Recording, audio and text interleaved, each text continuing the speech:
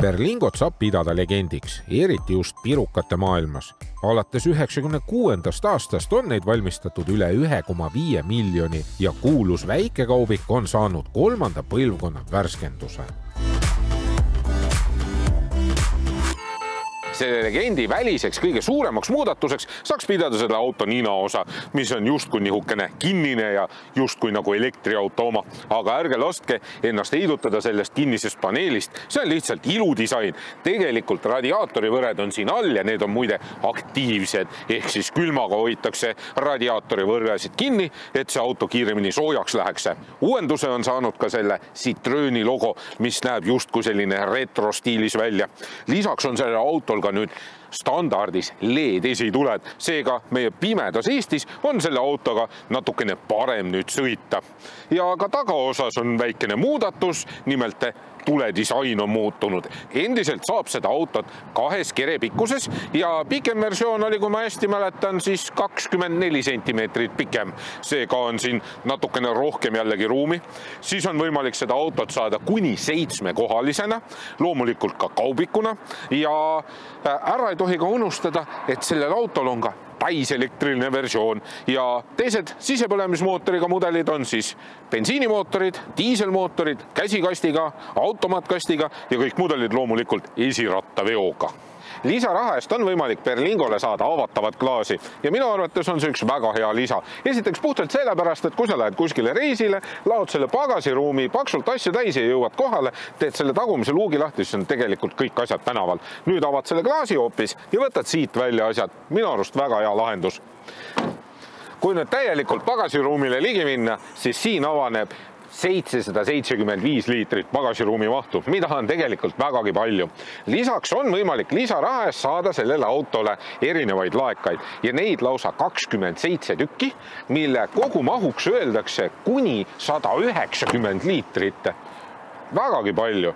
Ja just seetõttu ongi Berlingo olnud vägagi populaarne, sest see on hästi paindlik, hästi praktiline ja muidugi ka soodne selles klassis. Lisaraha eest saab ka siia keskmisele reale 3 eraldi kokku klapitavat istet ja kui need nüüd alla klappida, siis tegelikult pagasiruum on meeletult suur ja sa ei pea neid istmeid välja võtma, nii nagu näiteks Volkswagen Caddies. Ja siin on lisaks ka veel selline lisakate, ehk siis mütsiriiul, seda saad siia üles panna, selle saad siia allapoole tõsta ja see kannatab kuni 25 kilogrammist raskust. No, iseenesest on see selline kerge kate ka ja samas kui sul on vaja väga suuri asju vedada, siis sa saad selle täiesti põrandale ka ära panna. Nii et igasugustele asjadele on Citroen suhteliselt palju mõelnud.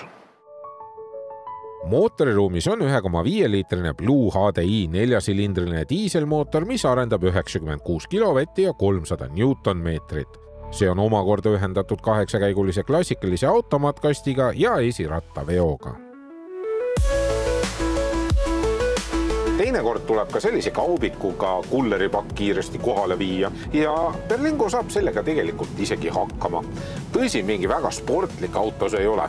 0-100 tehakse 10,8 sekundiga, mis on selliste kaubikute seas üsna tavapärane kiirendusnumber ja vedrustus on sellel autol pehme, kerekaldumised ikkagi märgatavad, piduripedaal ergas, roolisüsteem kerge, natukene progresseeruva vastusurvega, parajalt täpne ja see mootor ja käigukast on hästi rahuliku ülesehitusega. Seega saad kiiresti sõita, aga see ei meeldi sellele autole. Nagu ma rääkisin, siis Berlingot on võimalik saada kuni 7-kohalist, ehk siis üks istmerida tuleb tegelikult minu selja taha veel juurde. Seega ma nimetan seda rida keskmiseks istmereaks. Ja need istmed on sellepärast nii väikesed ja püstised, et siis tekitada võimalikult soodsalt ja lihtsalt ruumi juurde tagumisele istmereale. Ja teine asi, miks need istmed nii väiksed on sellepärast, et saaks võimalikult lihtsalt ja mugavalt need siia alla klappida, et tekitada sile kaubaruumi põranda. Ja seetõttu on seda keskmist istet kõige mugavam kasutada, kuna seljatoe nurka saad natukene rohkem reguleerida tahapoole kaldu. Ja tegelikult on siin piisavalt palju ka jalaruumi keskel istudes kuna põrand on sile, siin ei ole kardaanitunnelit, keskkonsool on piisavalt ees, et mu suured jalad isegi mahuvad siia ära. Avarust lisab siia juurde veel selline äge klaasist katus ja pearuumi on ka siin all tegelikult täiesti piisavalt. Muide, sellele autole on võimalik saada seda kõrvalistuja istet, mille saab kokku klappida, et siis pikemaid esemeid vedada ja vastavalt siis kere pikkusele on siis maksimaalne pikkus 2,7 meetrit või 3 meetrit. Lisaks on siin olemas ka sellised klapplauad, et saad minna näiteks McDonaldsisse kiirtoidu järgi. Lastele see kindlasti väga meeldib. Lisaks on sellel autol ka veel 3 Isofix kinnitust siin keskmisel real ja seda väga tihti tänapäeval ei kohta. Ja ka neid liugukse elektriaknaid on võimalik alla sõidutada, mis on ka jällegi äge lahendus, mida jällegi sellistel liugustel ei kohta. Seega ruumi on siin piisavalt ja hästi paindlik ja lihtne lahendus on siin, et saad asjad kõik kokku klappida, saad siia ruumi tekitada ja istuda mugavalt. Juhi kohal on uuendusteks siis digitaalne näidikute paneel, mis on mõnusa sellise pildiga, kus on kõik eluks vajalik tegelikult väga selgesti loetav. Rool on saanud uue disaini, multimeedia on nüüd siis suurema ekraaniga, natukene teravama pildiga, aga selle menüü kasutamine vajab natukene harjumist, aga sellega harjub üsna kiiresti ära. Ka käigukangi lüliti on täiesti uue disainiga, kui ennem oli pööratav, siis nüüd on selline, mida saad üles-alla liigutada. Ja siis on selle keskkonsooli topsihoidja asemel tulnud ka veel USB-C pesad juurde. Lisaks on ka selle auto istmeid muudetud. Nüüd on veidikene rohkem sellist mäluvahtu juures, et need istmed oleksid veel pehmemad, veel mugavamad. Ja iseenesest, kui sa oled lühem inimene, siis sa leiad väga kiiresti mugava sõiduasendi. Kui sa oled pikem inimene, siis sa sooviksid, et istme põhi oleks pisut pikem ja et seda esimest serva oleks võimalik ülespoole reguleerida. Nagu ma ennem ütlesin, on sellel autol hästi palju laekaid ja juhi kohal on neid muidugi väga-väga palju. Ja nendest laegastest on ainult üks natukene polsterdatud, ehk siis siin keskkonsoolis ühel laekal on vaip all. Ülejäänud teised on kõik plastikust ja see on selles mõttes natukene kesine, et ükskõik kuhu sa midagi paned, need asjad hakkavad sõitma, need asjad hakkavad kolisema. Seega, kui sa oled selle auto ostnud, siis sõidad kohe poest läbi, ostad endale ühe kummimati või siis Mistra tüki, teed väikse käsitööringi ja lõikad igale poole laegaste põhja sellise väikse vaiba, et need asjad kolisema ei hakkaks. Ruumi poole pealt on siin jällegi muidugi piisavalt palju ruumi, ka pikemad inimesed mahuvad siia ära, pearuumi on küllaga, topsihoidjad ka hästi mõnusalt siia üles tõstetud. Helisüsteem, ma võiks öelda, et kaubiku kohta või sellise väikse piruka kohta üsna hea. Harjumist vajavad muidugi need välimised peeglid, need on üsna väikesed ja need on kuidagi natukene liiga lähedal.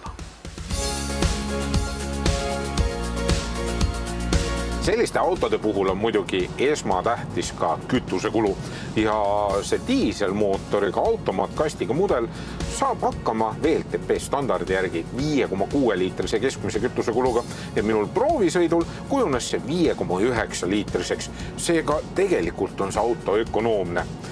Väljavaade sellest autost esiklaasist suurepärane. A-piilar vajab natukene harjumist, kuna see on siit alt ikkagi üsna jäme ja ka peeglid vajavad harjumist, kuna need on natukene liiga lähedal, nagu ma ennem rääkisin, ja need on ka üsna pisikesed selle auto kohta.